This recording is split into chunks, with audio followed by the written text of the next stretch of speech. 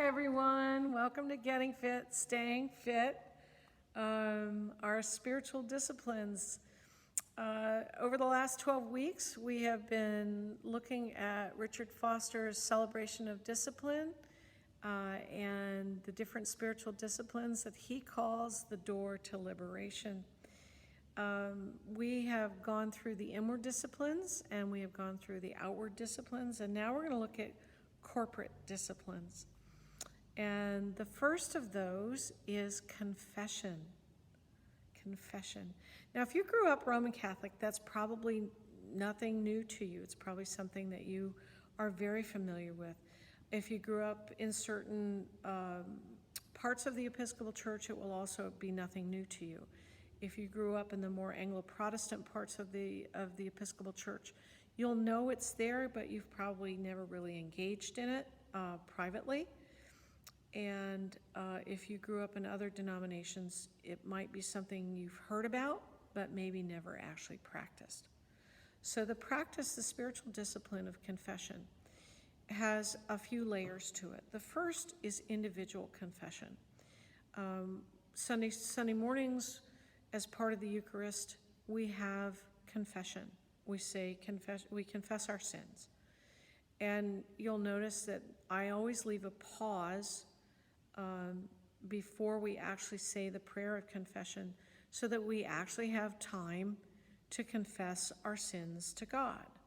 Quick list of things to confess are the 7 deadly sins, things that we have done in thought and word and deed against God's will, against God's direction, and that have caused harm to others or to ourselves in thought and word and deed. It's a great discipline. It's a great way to stay fit spiritually, is to do a continual spiritual assessment of how am I doing? It's a good check-in. How am I doing? And it's not an exercise in beating ourselves up, okay?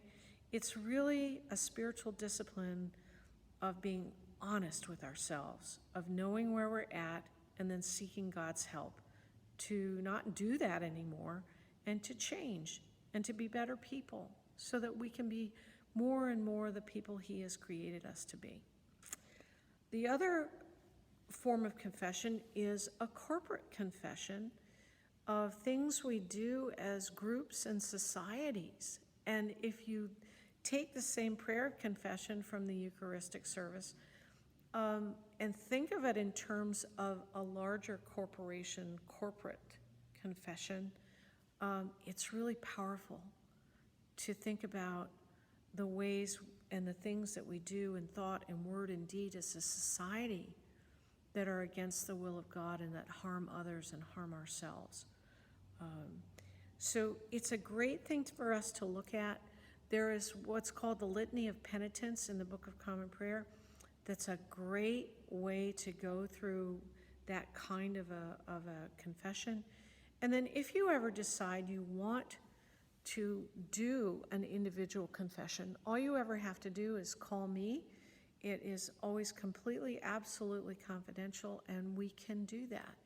And it's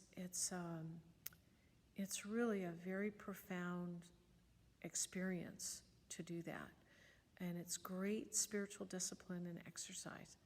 So I hope you find some meaning in that, and I hope you find some freedom because of that. Have a good couple of weeks, everybody.